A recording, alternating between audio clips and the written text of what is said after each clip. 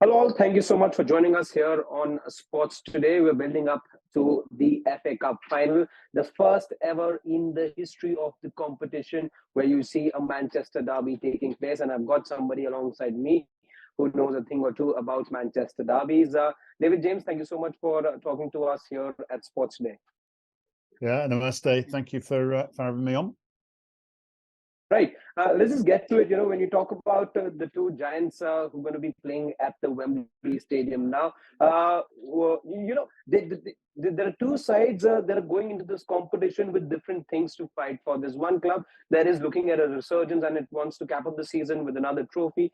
On the other side is a side that's looking to establish itself as a club that is the better of the two in that city and is now gunning for a treble as well. How important is this fixture for the two sides? Well, I think, first of all, it's clear to see that Manchester City are the best team in Manchester. And I'm not saying that through loyalty, but just through looking at the amount of trophies they've won in the last 10 years or since Manchester United last won the Premier League even. I mean, it's just been a tremendous run, especially in the EPL, where they've been totally dominant for 3 years, 4 out of 5. I mean, it's just quite amazing what they've done. I think going into it, though, I mean, you mentioned the resurgence of Manchester United. I think that's an important point, that before Ten Hag, there'd been limited opportunities to win silverware. And even at the beginning of this season, Ten Hag took over and things didn't start off particularly well. But he's got things turned around and qualified in the Champions League comfortably in the end. Already taken the first trophy of the season. And here's an opportunity for him to cement what would be, I think, just on its own, a fantastic first season. Mm-hmm. Two trophies, if they were to win, 2 trophies in Champions League qualification. I mean, I know Manchester United drew about the Premier League again, but I think the progression they've made has been tremendous. So for them, it's an important game. Likewise, for Pep to win this, it means a treble is well and truly alive with 1 game to go. I don't think Pep is focused on a treble, personally. I think he's definitely focused on that Champions League. However, to win against Manchester United would be an amazing scalp, as you said, the first ever FA Cup final between the two Manchester clubs, and something to immortalise him as one of the best managers, or to confirm one of the best managers of all time. Mm-hmm. You mentioned about Pep Guardiola, and one of the things that he's been guilty of in the past has been to overthink a little, and that's happened at the big stage a couple of times. Now you're talking about Manchester United in the opposition camp, and over the last few years, even though yes, Manchester City have been the dominant side in the Premier League by a distance, and there's no arguing that. But as far as these two sides are concerned, it's been even Stevens over the last 3 years, if I have my numbers right. Given the fact that it's been pretty much head to head over the last few years, and if you look at the game that happened at Old Trafford a couple of months back as well, it was Manchester United who managed to pip Manchester City, and the score was 2-1 back then. Do you think that will have any sort of a bearing? Because we've seen over the last few years that yes, City do tend to, City, you don't quite know as to which Manchester United, let's say, turn up against Manchester City. It ends up being a fiery encounter at times, albeit it's that home advantage that Manchester United have had, and those wins have come predominantly at Old Trafford. But there's no home advantage here. We're going to be seeing this match take place at Wembley. How do you see that as a factor going into this match? Well, I think first of all you have to look at the both teams' away form. Essentially, as you say, even though one has been allocated the home dressing room, they are both away. Manchester City's away form this season has been better than Manchester United. I think Manchester United have had 9 games away from home in all competitions. Yeah. They've won 3, drawn 3, and lost 3. If you look specifically at Wembley, of course, they've had 2 victories, 1 winning the trophy, 1 beating Newcastle in the semi-final. And I would argue that the semi-final against Newcastle was an easier option for them because Nick Pope had been suspended for being sent off. And if you look at the FA Cup semi-final, it was a 0-0 draw that went to penalties. So there's part of Manchester United's form away from Old Trafford which isn't particularly good. And if you extend that, they this season, I think they've won 3 games away from home where they've conceded. All the other games they've either lost or drawn. 11 of their 14 clean sheets this season away from home have come in victory. So it's kind of, there's a fragility to the side, and it was shown, highlighted, should I say, in the run-in from Christmas, that most of their last victories have been with clean sheets. So you'd expect Manchester City to score, and therefore a test of the strength of Manchester United side to respond to that. Again, comparing that to Manchester City, they've had, I think, 6 out of 9 victories. They've had no draws. They've lost 3, all 1-0. I think Brentford, Tottenham, and I can't remember who the other one was now. 3 losses away from home.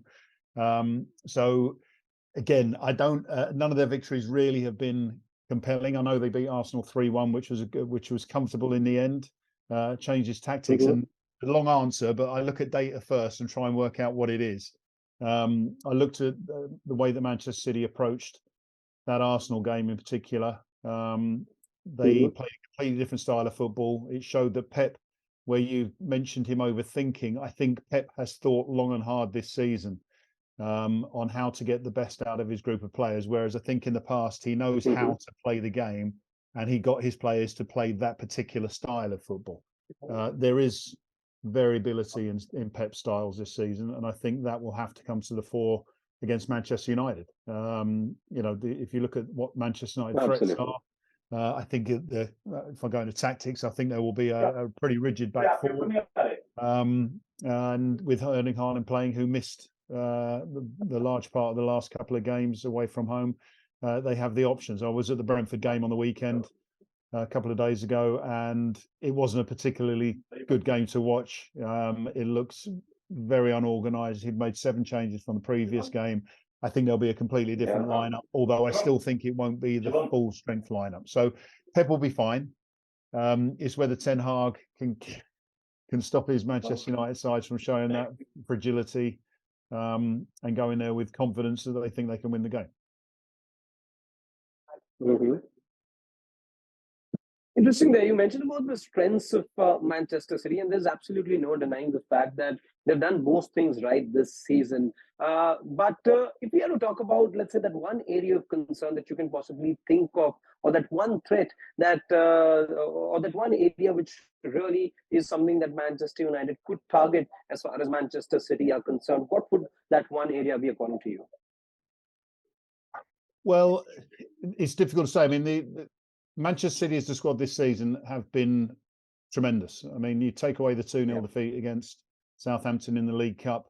They won the league 3 games before the end. They did a canter. They haven't conceded in the FA Cup so far. The only team, or they could be the only team to ever win the FA Cup without conceding a goal. So there's that at stake.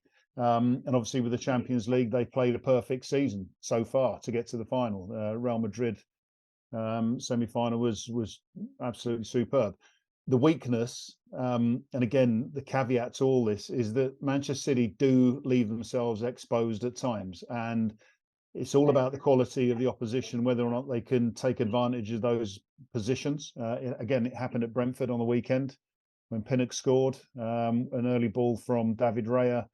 The cross headed back and in the goal. That happens a lot with Manchester City. Edison isn't winning the Golden Glove this year. Ironically, David De Gea is, simply because they were so pushed high, counter-attack, a couple of mistakes here and there, and as I say, they've been exposed. So it's more about concentration, focus, and vigilance for Manchester United. They've got the quality, the likes of Fernandes, Rashford, Sancho's come back into form now, back into the side and into form, shall I say.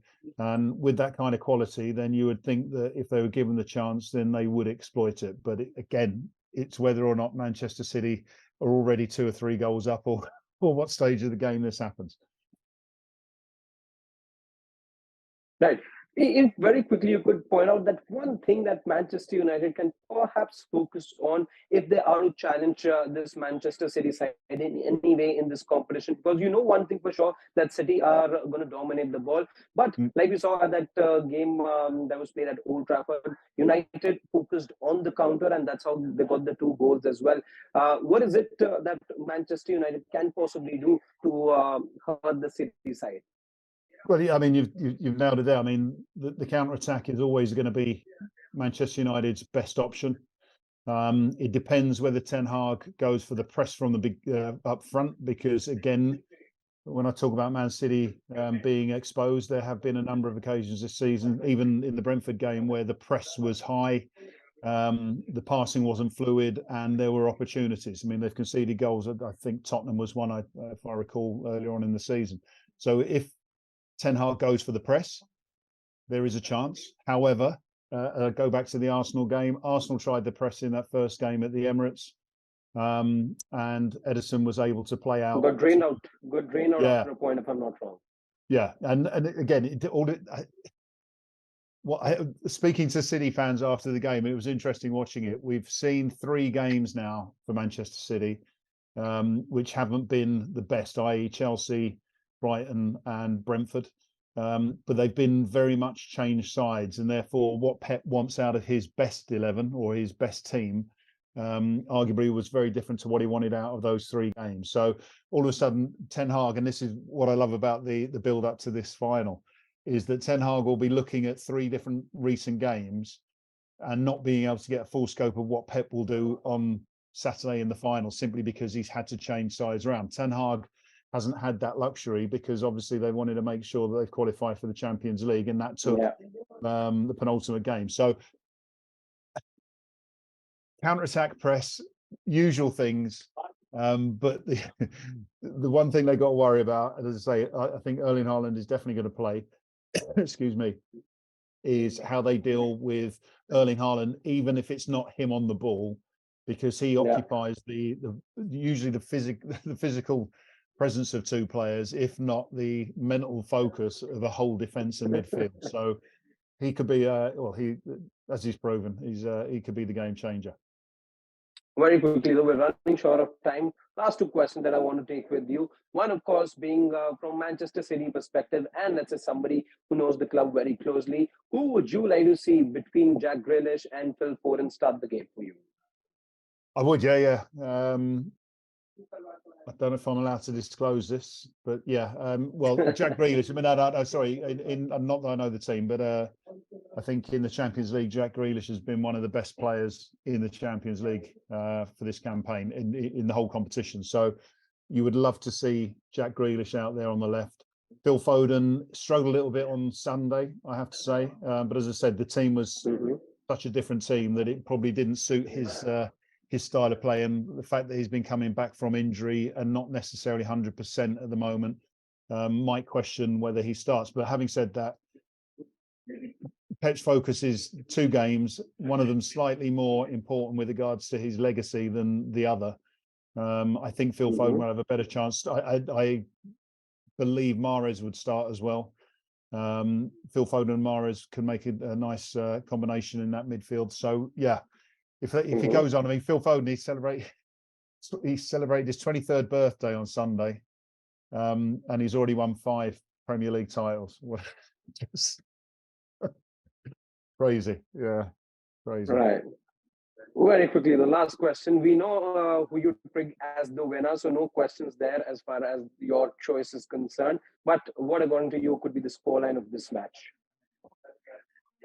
I have the funny feeling, and I will be there with Sony, obviously, which means it could be a long day. But I think this is going to go to extra time. Whether it goes to penalties or not, yeah. Whether But City winning it, right? Oh man, yeah, I think Man City will. I'm confident Man City will win it.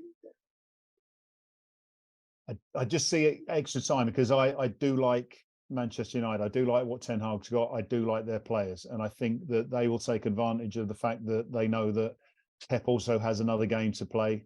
That would swing slightly in their favour with regards to total commitment of any players. but I just think the Manchester United have better quality. Sorry, Manchester City have the better quality, and I just see an extra time here, extra time, 1-1 maybe, and then Alvarez maybe or someone score an extra time. If not, then penalties. Now I'm saying that penalties with loads of confidence, but the caveat is David De Gea making his first penalty save for Man United on the weekend. So. Well, that should bode well for Manchester United, shouldn't it then? Yeah. No, it won't go to penalties. It'll be extra time, but not penalties. All right, then. Thank you so much, James, for joining us here on Sports Day. If you want to catch all the action of the FA Cup final here in India, do tune into the Sony network. You're going to see the match live at 7:30 this Saturday evening on Sony 10.2 and Sony 10.3. Sony 10.3 is where you can catch the Hindi commentary. Thank you so much, David James, as always, for sparing time here at Sports Day with us. Thank you very much indeed. Have a good day.